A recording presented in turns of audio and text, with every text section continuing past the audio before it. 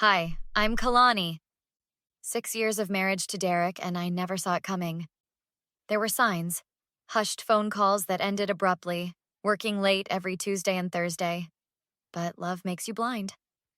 Morning, babe, Derek said, kissing my cheek as I prepared breakfast. I've got that client meeting today, so I'll be home late. Again? That's the third time this week, I replied, sliding his coffee across the counter. Everything okay at work? Just busy. End of quarter stuff. Nothing to worry about. He avoided my eyes. By the way, did you move that money from savings like I asked? Not yet. Why do we need to move it again? Investment opportunity. Time sensitive. I'll explain later. He grabbed his briefcase, heading for the door. Derek, wait. That's our emergency fund. Can't be late, Kai. Love you. The door slammed before I could respond. My coworker Jenna noticed my distraction during our morning meeting. Earth to Kalani, she whispered. You've been staring at that spreadsheet for 10 minutes without scrolling. Sorry, just thinking about something Derek said this morning. Trouble in paradise? She raised an eyebrow. No, I don't know. Maybe... I sighed. He's been acting strange lately. Strange how? Working late, secretive phone calls, asking about our savings. I shrugged. Probably nothing. Or probably something, Jenna replied. Men are terrible liars. Trust your instincts. My phone vibrated around lunchtime. Elaine's name flashed on the screen. Kalani? Are you home right now? Her voice sounded urgent. No, I'm at the office. Why? There's a moving truck at your house.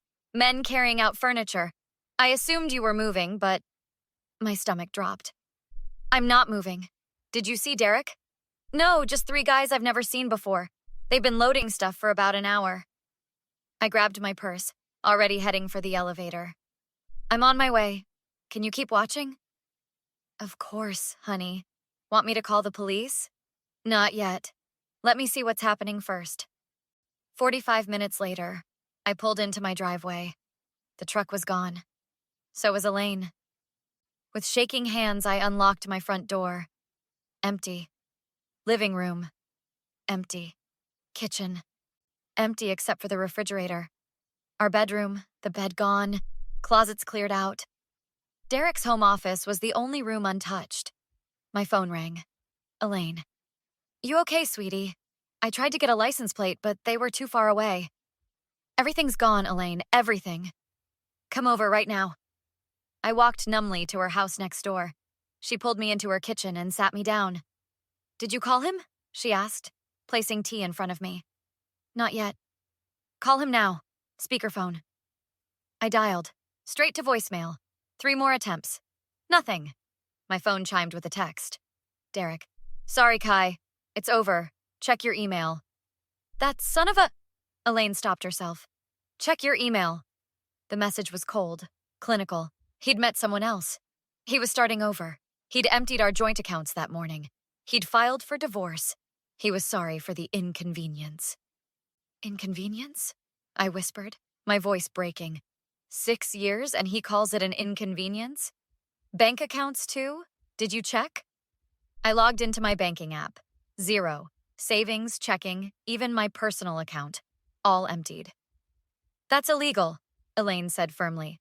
Call Rebecca, and then we're calling the police. The police? For what? Theft, for starters. Those were your things, too. And financial fraud. As I dialed Rebecca's number, something shifted inside me. The shock was fading, replaced by something harder. Rebecca, it's me. I need your help. Derek emptied the house and our bank accounts. I paused, my voice steadying. And I'm going to make him regret it. He took everything? Rebecca asked, pacing Elaine's living room. Like, the whole house? Everything except his office, I confirmed. And all our money? Even your personal account? Rebecca's legal mind was already working. The one with just your name on it? Yes, $17,000. Gone? That's theft, said Rebecca. Those assets are marital property, but your personal account? He has no legal right to touch that. My phone rang. Derek's mother, Patricia. Kailani, what's happening? Derek said you two are separating. Did he mention that he emptied our house and bank accounts while I was at work? Silence. Then, no, he didn't. He said you two had agreed to split. Her voice faltered. Oh, Kalani, I'm so sorry. Did he mention where he is? Or who she is? Her name is Vanessa. They're staying at the Grand Hotel downtown until they find a place. He said it was mutual, Kailani. I'm so shocked. After I hung up, Rebecca was already on her phone. Mark, it's Rebecca. I need a favor. My friend's husband just cleaned out their house and bank accounts. Yes, today. Can you meet us? Great. We'll be there in 30. Mark Chen turned out to be a detective with financial crimes. So he removed the furniture while you were at work? Mark asked, taking notes in Elaine's dining room. Not just furniture, everything. Clothes, kitchenware, family photos. Only his office remains. And the bank accounts? All of them. Even my personal account that only had my name on it. That's where he made his mistake, Mark said, looking up. Joint assets are complicated during a separation, but taking money from your personal account? That's straightforward theft. My brother Theo arrived, furious after hearing what happened. I'll kill him, he declared, pacing the room. No, you won't, I said firmly. We're doing this legally. Kai's right, Rebecca interjected. Derek left a perfect paper trail. The movers, the bank withdrawals, hotel charges, all documented. I still can't believe Patricia told you where he's staying, Elaine said. She's always liked me better than him, I replied. She knows what kind of man her son is. We need to confront him, Theo insisted. Not yet, Mark cautioned. First, we secure emergency orders, freezing any remaining assets, blocking access to credit cards, and filing for immediate return of personal property. Then we confront him. How long will that take? I asked. I know a judge. We can have emergency orders by tomorrow morning. And then? Theo asked. Rebecca smiled grimly. And then we pay Derek and his new girlfriend a visit. With a police escort, Mark added. What if he's already spent the money? Elaine worried. He can't have spent it all in one day, Rebecca assured me. And whatever he has spent, he'll have to pay back. I don't just want my stuff back, I said quietly, everyone turning to look at me. I want him to face consequences. Oh, he will, Mark promised. Identity theft, financial fraud, grand larceny. These carry serious penalties. What about her? Teo asked. This Vanessa person? If she knowingly participated, Mark explained, she could be charged as an accessory. First things first, Rebecca said, pulling out her laptop. We document everything, file police reports, and get those emergency orders. As we worked into the evening, I felt a strange calm settle over me. Derek thought I would collapse, would beg him to reconsider. He had no idea what was coming.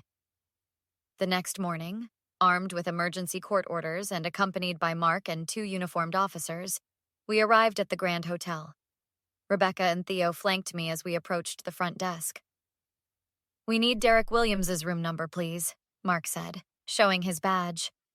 Suite 1412, the clerk replied after checking the system. As the elevator climbed, Rebecca squeezed my hand. Remember, stay calm. Let Mark do the talking initially. When Derek opened the door, his face went from confusion to shock. Kalani, what the? His eyes darted to the officers, then to Mark's badge. What's going on? Derek Williams? Mark asked formally.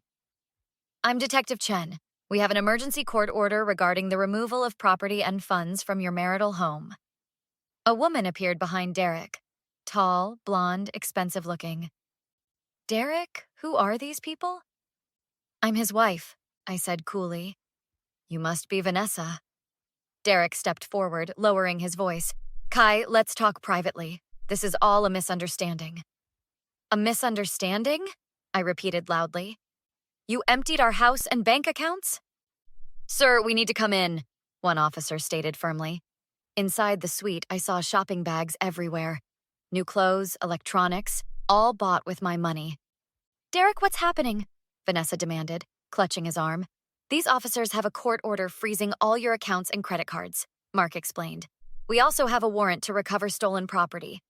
Derek laughed nervously. Stolen? That's ridiculous. We're getting divorced. I just took my things. My things too, I cut in. And my personal bank account?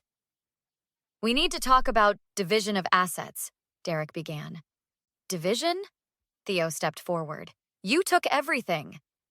Sir, Mark interrupted. The court has ordered immediate return of Mrs. Williams's personal property and funds.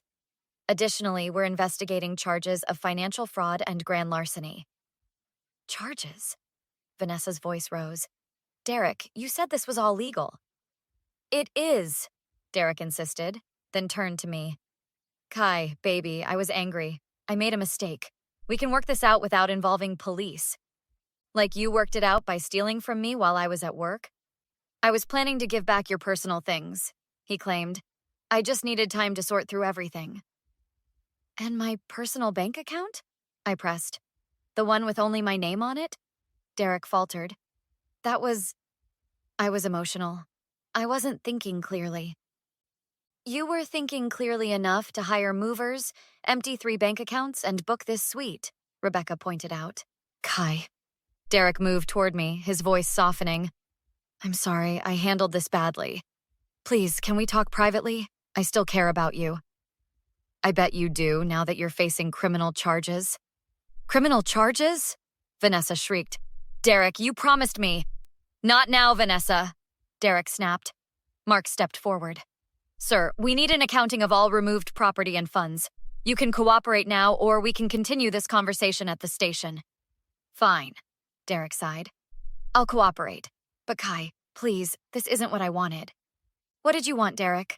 To leave me with nothing? To make me suffer? No, because that's exactly what's about to happen to you. The next 3 weeks passed in a blur of legal meetings, police statements, and inventory lists.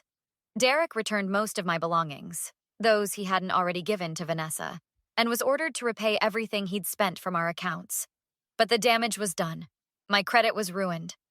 I was temporarily living with Elaine, and Derek, despite the pending charges, still thought he could smooth talk his way back.